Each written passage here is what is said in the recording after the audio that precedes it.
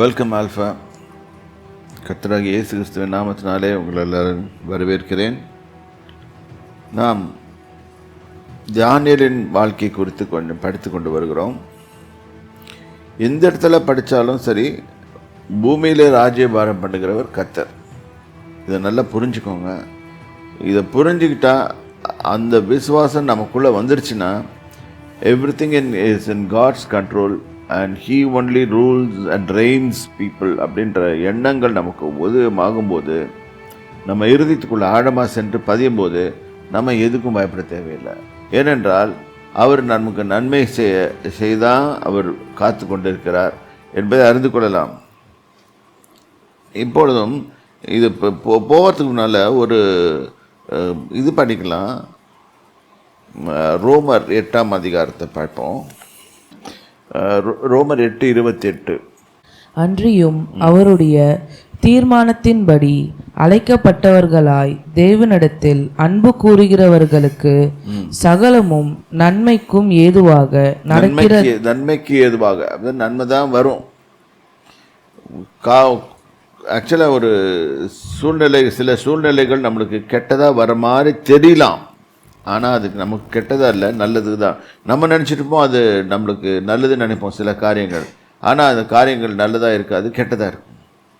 அதனால் கர்த்தர் எப்பவுமே நமக்கு நன்மை மட்டும்தான் செய்து கொண்டிருக்கிறார். இதுதான் அவர் மேல் நம்ம வைக்கும் விசுவாசம். இப்போ அது போட்டிருக்கு, அதுதான் இங்கே போட்டிருக்கு. அன்றியும் அவருடைய தீர்மானத்தின்படி அழைக்கப்பட்டவர்களாய் அவர் தேவனிடத்தில் அன்பு கூறுகிறவர்களுக்கு சகலமும் நன்மைக்கு ஏதுவாக நடக்கிறது என்று அறிகிறோம்.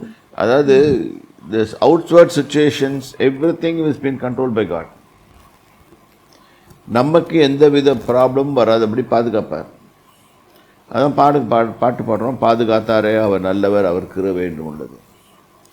இப்போ இது ஏன் இதெல்லாம் இந்த வசனங்கள்லாம் கொடுக்குறேன்னு சொன்னால், தேவன் பேரில் வைக்கும் உங்கள் நம்பிக்கை அதிகமாகும் படிக்கும், உங்கள் விசுவாசம் இன்க்ரீஸ் ஆகும் படிக்கும் இதை கொடுக்குறேன்.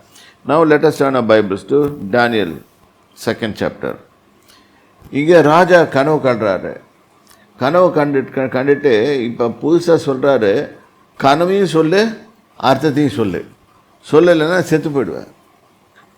அந்த காலத்து ராஜாக்கள் அப்படி தான் இருந்தாங்க. அதை நல்லா புரிஞ்சுக்கணும். ஏன் நம்ம ஊரில் கூட ராஜாக்கள்லாம் இருக்கும்போது அப்படி தான் செய்வாங்க. யாராவது ஒரு வந்த தன்னை புகழ்ந்து பாடினா கொடை வெள்ளெல்லாம் அப்படியே காணிக்கை எடுத்து கொடுத்துருவாங்க. ட்ரெஷரி மணி. இப்போ ராஜாக்களின் ஆட்சி கிடையாது. இப்போ எடுத்து கொடுக்க முடியாது. இப்போ பிரைம் மினிஸ்டராக இருந்தால் கூட யார் பிரைம் மினிஸ்டரோ பிரசிடெண்ட்டோ யாராக இருந்தாலும் கூட கொடுக்க முடியாது அப்படி. ஆனால் ஒன்று செய்ய முடியும் இப்போ இருக்கும். ஆனால் தேவனாகிய கர்த்தர் எல்லாவற்றையும் உண்டாக்கினார், அவரால் கொடுக்க முடியும். அவர் உலக பிரகாரமாக நம்ம அவர் ராஜா அன்னைக்கலன்னா கூட அவர் பூமிக்கும் ராஜா இருக்கார், வானத்துக்கும் ராஜாவாக இருக்கிறார், எல்லாத்துக்கும் ராஜாவாக இருக்கிறார். He controls everything, rules, Reigns everything. அதனால் ஹீ கேன் கிவ். அதனால தான் சொல்கிறோம், வென் வி ஆர் ஃபவுண்ட், எப்பவுமே ஒரு ஸ்ட்ராங்கர் ஆள் வரும்போது நம்ம அவர்கிட்ட போய் ஒட்டிக்கொள்ளும். நம்ம உருவாக்குனவர் நம்மளோட வரும்போது நம்ம போய் அவர்கிட்ட ஒட்டுவோம். ஆனால் இந்த அவருடைய பெரிய இது என்னென்னா, ரொம்ப இரக்கமுள்ளவர் தேவராய் கர்த்தர். எல்லாம் ரொம்ப சாஃப்டாக ஜென்டிலாக போகிறவர் அவர். He doesn't force things on us. So அவர்கிட்ட ஈஸியாக பெற்றுக்கொள்ள நம்மளால் முடியும். ஆனால் நம்ம விசுவாசத்தை பொறுத்து இருக்குது. இப்போ இந்த இடத்துல பார்க்குறோம், இந்த இடத்துல ராஜா என்ன பண்ணுறாரு, அவங்க சாஸ்திரிமார்கள், சூனியக்காரர்கள் எல்லாத்தையும் சொப்பனம் தரிசனம் பார்க்குறவர்கள் எல்லாரையும் கூப்பிட்டு, முதல்ல நான் கண்ட சொப்பனத்தை சொல்லு, அப்புறம் அர்த்தத்தை சொல்லு. இது சொன்ன உடனே டோட்டலாக அவங்க ஆஃப் ஆகிட்டாங்க. ஏன்னா அவங்களால முடியாது. இது ஒரு சூப்பர் நேச்சுரல் வரத்தை பெற்ற ஒரு ஆள் தான் முடியும். ஸோ ராஜா என்ன பண்ணுறாரு, இது டைம் ஆகுதுன்னு சொன்னோன்னே இவங்க எல்லாரையும் க்ளோஸ் பண்ணிடுங்கன்னு சொன்னார். அதான் பற்றி படிக்க போகிறோம். இப்போ தானியேல் 2ஆம் அதிகாரம் 9வது வசனத்திலிருந்து வாசிங்க. காலம் மாறும் என்று நீங்கள் எனக்கு முன்பாக பொய்யும் புரட்டுமான விஷயத்தை சொல்லும்படி எத்தனம் பண்ணி இருக்கிறீர்கள். நீங்கள் சொப்பனத்தை எனக்கு தெரிவிக்காமற் போனால் உங்கள் எல்லோருக்கும் இந்த ஒரே தீர்ப்பு பிறந்திருக்கிறது. ம் ஆகையால் சொப்பனத்தை எனக்கு சொல்லுங்கள், ம் அப்பொழுது அதன் அர்த்தத்தையும் உங்களால் காண்பிக்க கூடும் என்று அறிந்து கொள்ளுவேன் என்றார். அவ்வளோதான். இதுதான் படார்னு விட்டார் இந்த ராஜா.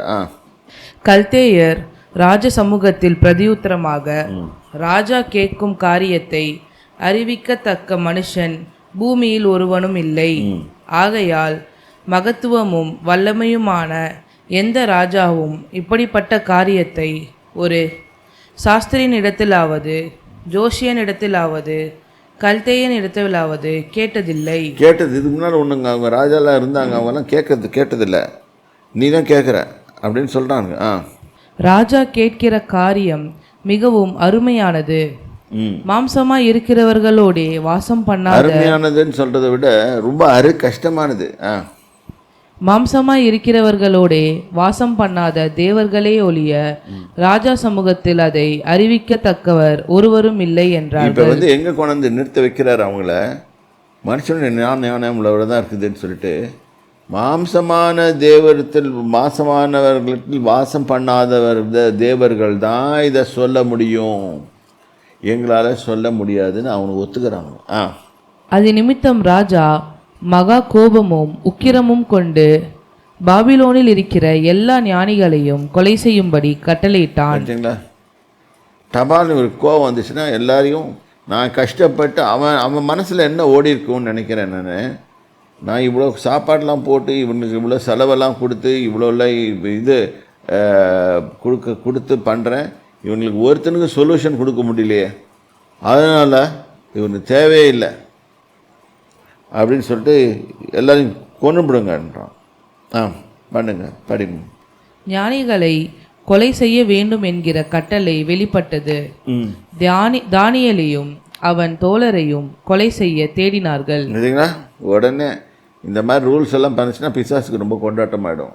அவன் உடனே எல்லாரும் தேவனுடைய மக்களையும் சேர்த்து போடணும்னு பார்ப்பான். அப்போ ரெடி ஆகுறாங்க. பாபிலோனின் ஞானிகளை கொலை செய்ய புறப்பட்ட ராஜாவினுடைய தலையாரிகளுக்கு அதிபதியாகிய ஆரியோகோடே தானியேல் யோசனையும் புத்தியுமாய் பேசி, இந்த கட்டளை ராஜாவினால் இத்தனை அவசரமாய் பிறப்பதற்கு காரணம் என்ன என்று ராஜாவின் இந்த சம்பவத்திலேருந்து ஒன்று பார்க்குறோம். ராஜாக்கள் இந்த ஞானிகளெல்லாம் கூட்டிகிட்டு போய் கேட்குறான். ஞானிகள்னு சொல்லிக்கிறாங்க, அவங்களாம் கேட்குறாங்க. தானியரை கூட்டிகிட்டு போகல, இன்னும் அவன் ட்ரைனிங்கில் இருக்கிறான். இப்போ ட்ரைனிங் முடிச்சுட்டான்னு சொல்லி இப்போ கர்த்தர் தான் வெளிப்படுத்துகிறாரு. ட்ரைனிங் 3 வருஷம் ஆகி போச்சுப்பா நீ சொன்னபடி, இப்போ நீ எங்காட கொண்டு வைக்கிறான் இந்த இடத்துல, அவன் தான் அர்த்தத்தை சொல்ல போகிறது. அவன் சொல்லணுன்றதுக்காக தான் நான் அந்த ட்ரீமையே அவனுக்கு கொடுத்தேன்.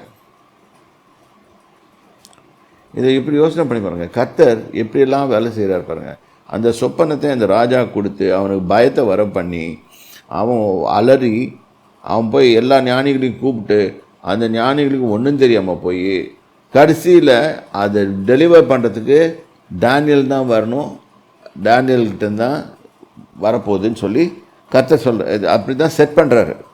ஆகவே நல்லா இருந்துக்கலாம். நம்ம வந்து நம்மளுக்கு விரோதமாக அதை வேத வசனத்தில் வாசிக்கிறோம், உங்களுக்கு விரோதமாக உருவாக்கப்படும் எந்த ஆயுதமும் வாய்க்க பண்ணாத போகும்னு சொன்னார்னா, ஏசா 54:17 சொன்ன 17 சொல்லபடி பார்த்தா நம்மளுக்கு வாய்க்காது. அவர் சொல்லிட்டாருன்னா வாய்க்காது. நம்ம தான் என்ன பண்ணுறோம், நம்மளுக்கு அவன் சூனியம் பண்ணிட்டான், அவன் இது பண்ணிட்டான், அவன் அது பண்ணிட்டான்னு சொல்லிட்டு நம்ம பண்ணுறோம். என்கிட்ட நம்மகிட்ட சில குறைகள் காணப்படும். அந்த சமயத்தில் as the witchcraft lack of faith is another great sin. So அது இல்லாத போது நம்ம இந்த மாதிரி விச் கிராஃப்ட்லாம் அட்டாக் பண்ணோம். நீ இப்போ விசுவாசத்தோடு இருந்தேன்னா உன்னையே அட்டாக் பண்ண போது எந்த விச் கிராஃப்டும் இல்லை ஹேண்டிகிராஃப்டும் ஹோவர் கிராஃப்டும் வேலை செய்யாது. சரி, இப்போ வாசிங்க. இந்த கட்டளை ராஜாவினால் இத்தனை அவசரமாய் பிறந்ததற்கு காரணம் என்ன என்று ராஜாவின் சேர்வைக்காரனாகிய ஆரியோக்கினிடத்தில் கேட்டான். அப்பொழுது ஆரியோகு தானியேலுக்கு காரியத்தை அறிவித்தான். தானியேல் ராஜாவின் இடத்தில் போய் சொப்பனத்தின் அர்த்தத்தை ராஜாவுக்கு காண்பிக்கும்படி தவணை கொடுக்க விண்ணப்பம் பண்ணினான். இப்போ யார் போகிறது?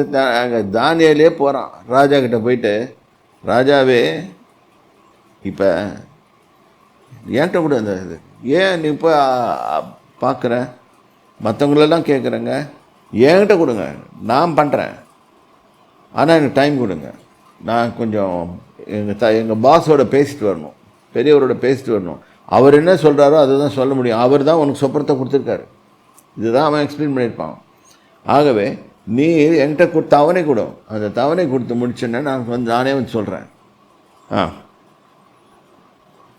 பின்பு தானியேல் தன் வீட்டுக்கு போய் தானும் தன் தோழரும் பாபிலோனின் மற்ற ஞானிகளோட கூட அழியாதபடிக்கு இந்த மறைப்பொருளை குறித்து பரலோகத்தின் தேவனை நோக்கி இரக்கம் கேட்கிறதற்காக அனனியா, மீஷாவேல், அசரியா என்னும் தன்னுடைய தோழருக்கு இந்த காரியத்தை அறிவித்தான். யாருக்கும் தெரில, இந்த குரூப்புக்கே தெரில. இந்த மாதிரி நிறைய விஷயங்கள் நம்மளுக்கும் தெரியாமல் போவோம். அதான் கர்த்தர் இப்போ என்ன சொல்கிறாரு, எல்லா சமயத்திலும் விழித்திருந்து ஜெபம் பண்ணுங்க. நிறைய மறைப்பொருள்கள் தெரியாமல் போகுது. அப்போ வேதத்தை வாசிக்க தான் மறைப்பொருளும் அதன் அர்த்தங்களும் வெளியே வரும். இப்போ ஒரு பிரச்சனை நம்மளுக்கு வருதுன்னா எதனால வந்துச்சுன்னு நம்மளுக்கு தெரியணும். அப்போ நல்லா புரிஞ்சுக்கோங்க. இங்கே போய் எல்லாரும் போடுறாங்க, இங்கே போய் ஐயோ ஐயோ ஐயோன்னு கூப்பிட்டு அழுதுட்டுலாம் ஜெபம் பண்ணல. நேராக போனால் நான் மற்ற 3 பேர் ஃப்ரெண்ட்ஸையும் கூப்பிட்டான், நம்ம 3 பேரும் ஜெபம் 4 பேரும் ஜெபம் பண்ணலாம். ஜெபம் பண்ணி ஆண்டவர்கிட்ட வேண்டாம். அவர் சொப்பனத்தின் அர்த்தத்தை கொடுத்தார், நான் ராஜாட்ட சொல்லிட்டு போயிட்டான். He was taking the challenge. எடுத்துக்கோங்க. பின்பு ராக்காலத்தில் தரிசனத்திலே தானியேலுக்கு மறைப்பொருள் வெளிப்படுத்தப்பட்டது. ரொம்ப நாள்லாம் டைம் எடுக்கல, உடனே சொல்லிட்டாரு. ஏன்னா இந்த பிளானே கர்த்தருடையது தான்.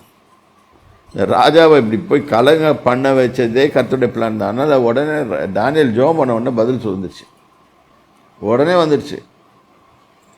வந்த உடனே மறைப்பொருள் வெளிப்படுத்தப்பட்டது. அப்பொழுது தானியேல் பரலோகத்தின் தேவனை ஸ்தோத்தரித்தான். அவ்வளோதான். இவருங்க கர்த்தர் நமக்கு ஜெபம் பண்ணும் போதே கேட்கறதுக்கு பலனுள்ளதா இருக்கிறார். அவர் செய்ய முடியும். ஆனால் நம்ம நம்புறதில்லை.